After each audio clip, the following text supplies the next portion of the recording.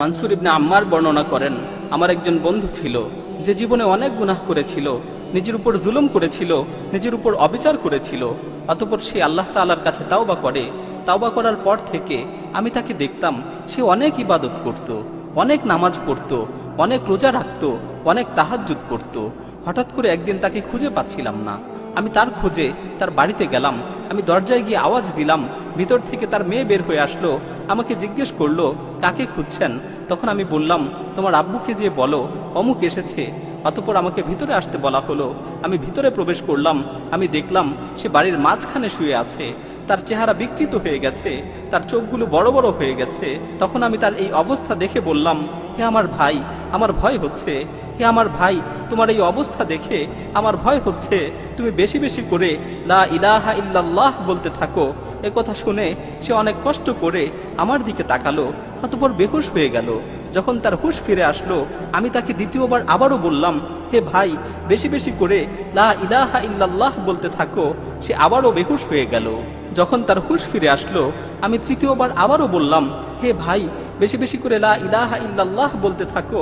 সে চোখ খুলল, আমার দিকে কিছুক্ষণ তাকিয়ে রইল, চোখের পানি ছেড়ে দিয়ে বলল, হে ভাই মানসুর, আমার মাঝে আর এই কালেমার মাঝে প্রাচীর তৈরি করে দেয়া হয়েছে। আমি ইচ্ছা করলেও এই কালেমা পাঠ করতে পারছি না। তখন আমি বলে উঠলাম, লা হাওলা ওয়ালা কুওয়াতা ইল্লা বিল্লাহ। আমি তাকে বললাম, তুমি যে এত নামাজ পড়তে, এত ইবাদত করতে, এত আমল করতে, এত তাহাজ্জুদ পড়তে, এগুলোর কি হলো? তখন সে বলল, তুমি যে আমাকে ইবাদত করতে দেখতে, আমি এর কোনো কিছুই আল্লাহর জন্য করতাম না। আমি আমার সকল ইবাদত, আমি আমার সকল আমল এগুলো মানুষদের দেখানোর জন্য করতাম। আর আমার তাওবা ছিল মিথ্যা তাওবা। আমি মানুষদের দেখানোর জন্য তাওবা করেছিলাম। আমি মূলত বাহ্যিকভাবে মানুষদের দেখানোর জন্য ইবাদত করতাম, কিন্তু আমি যখন একাকী থাকতাম, আমি আমার ঘরের দরজা বন্ধ করে দিয়ে মদ পান করতাম। আমি নির্জন মুহূর্তে বিভিন্ন ধরনের গুনায় লিপ্ত হতাম। আমার মনে আছে, একবার আমি খুব গুরুতর অসুস্থ হয়ে গিয়েছিলাম। আমার ধারণা হচ্ছিল আমি আর বাঁচব না।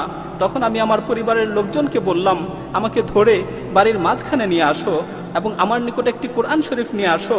অতঃপর তারা আমাকে ধরে বাড়ির মাঝখানে নিয়ে গেল এবং আমার নিকট কোরআন শরীফ নিয়ে আসলো। আমি কোরআনকে খুলে পড়তে লাগলাম এবং আসমানের দিকে তাকিয়ে বলতে লাগলাম, হে পরম দয়ালু আল্লাহ, হে পরম দয়ালু আল্লাহ, এই কোরআনের মাধ্যমে তুমি আমাকে সুস্থতা দান করো।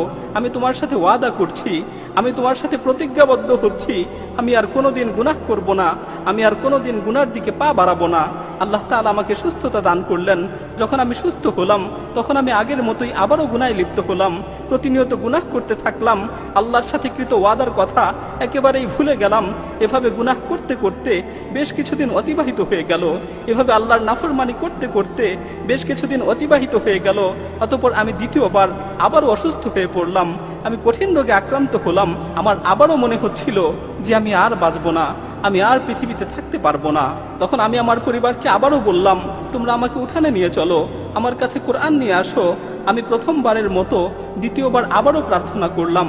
আমি আবারও আকাশের দিকে দুহাত তুলে বললাম, হে আমার প্রতিপালক, হে আমার প্রতিপালক, হে পরওয়ারদিগার, এই কোরআনের মাধ্যমে তুমি আমাকে সুস্থতা দান করো। আল্লাহ তাআলা আমার ডাকে আবারও সাড়া দিলেন, আমাকে রোগ থেকে মুক্তি দিলেন। আমি আবারও অঙ্গীকার করলাম যে আমি আর কখনোই গুনাহ করব না, আমি আর কখনোই গুনার দিকে পা বাড়াবো না। কিন্তু দ্বিতীয়বারেও আমি আমার অঙ্গীকারের কথা আবারও ভুলে গেলাম। আমি আবারও গুনায় নিমজ্জিত হলাম। আমি আবারও গুনার সমুদ্রে হাবুডুবু খেতে লাগলাম। এভাবে বেশ কিছুদিন অতিবাহিত হয়ে গেল। এরপর আমি তৃতীয়বার আবারও অসুস্থ হয়ে পড়লাম, যা তুমি এখন দেখতে পাচ্ছ। অতঃপর আমি আমার স্ত্রীকে বললাম, আমাকে উঠানে নিয়ে চলো, আমার কাছে কোরআন নিয়ে আসো। তারা আমাকে উঠানে নিয়ে গেল, আমার কাছে কোরআন নিয়ে আসলো। অতঃপর এবার যখন আমি তিলাওয়াত করার জন্য কোরআনকে খুললাম, আমি দেখতে পেলাম কোরআনের সমস্ত পৃষ্ঠাগুলো সাদা হয়ে গেছে। পুরো কোরআনের মাঝে একটি অক্ষরও আমার চোখে পড়ল না। আমি বুঝতে পারলাম আসমান ও জমিনের অধিপতি আল্লাহ সুবহানাহু ওয়া তাআলা আমার উপর রাগান্বিত হয়েছেন। আসমান ও জমিনের অধিপতি আল্লাহ সুবহানাহু ওয়া তাআলা আমার উপর ক্রোধান্বিত হয়েছেন, কারণ আমি বহুবার তার সাথে ওয়াদা করেছি, বহুবার ওয়াদা ভঙ্গ করেছি। আমি বহুবার তার কাছে তাওবা করেছি, বহুবার তাওবা ভঙ্গ করেছি। তিনি আমাকে অনেকবার সুযোগ দিয়েছেন, কিন্তু আমি বারবার এই সুযোগের অপব্যবহার করেছি। আমি বুঝতে পারলাম যে আল্লাহ তাআলা আমার উপর রাগান্বিত হয়েছেন। তাই আমি আসমানের দিকে হাত তুলে বললাম, হে আল্লাহ, আমাকে এই বিপদ থেকে মুক্তি দাও। হে আল্লাহ, আমাকে এই বিপদ থেকে রক্ষা করো, আমাকে এই বিপদ থেকে উদ্ধার করো। আমি যখন এই কথাগুলো শেষ করলাম, আমি শুনতে পেলাম কেমন যেন আসমান থেকে আমাকে লক্ষ্য করে বলা হচ্ছে, তুমি যখন বিপদে পড়ো তখনই আমার কাছে আসো, আর যখন বিপদ শেষ হয়ে যায় তখন আবারও গুনায় লিপ্ত হও। তোমাকে আমি কতবার বিপদ থেকে উদ্ধার করেছি, তোমাকে কতবার বিপদ থেকে রক্ষা করেছি, কিন্তু তুমি একবারও নিজেকে শুদ্ধানোর চেষ্টা করনি। মানসুর ইবনে আম্মার বলেন, এ কথা শুনে আমি ক্রন্দন করতে করতে তার কাছ থেকে উঠে গেলাম। আমি যখন বাড়ি থেকে বের হওয়ার জন্য দরজার কাছাকাছি পৌঁছলাম, তখন পিছন থেকে সংবাদ আসলো সে মারা গেছে, সে মৃত্যুবরণ করেছে। সে তওবা না করেই মৃত্যুবরণ করেছে। তার মাঝে ও তাওবার মাঝে প্রতিবন্ধকতা সৃষ্টি করে দেওয়া হয়েছে। প্রিয় ভাই ও বোনেরা, আল্লাহ তাআলা আমাদেরকে তওবা করার সুযোগ দিয়েছেন। আল্লাহ তাআলা আমাদের ডাক দিয়ে বলছেন, ইয়া আইয়ুহাল্লাযীনা আমানু তুবু ইলাল্লাহি তাওবাতান নাসুহা আসা রাব্বুকুম আন ইউকাফফিরা আনকুম সাইয়্যাতিকুম ওয়া ইউদখিলাকুম জান্নাতিন তাজরি মিন তাহতিহাল আনহার। হে ঈমানদারগণ, তোমরা একনিষ্ঠভাবে আল্লাহর নিকট তওবা করো। হে ঈমানদারগণ, তোমরা একনিষ্ঠভাবে আল্লাহ তাআলার নিকট তওবা করো। আল্লাহ তাআলা অবশ্যই তোমাদের গুনাহগুলোকে ক্ষমা করে দিবেন এবং তোমাদেরকে জান্নাতে প্রবেশ করাবেন, যার তলদেশ দিয়ে নহরসমূহ প্রবাহিত হয়।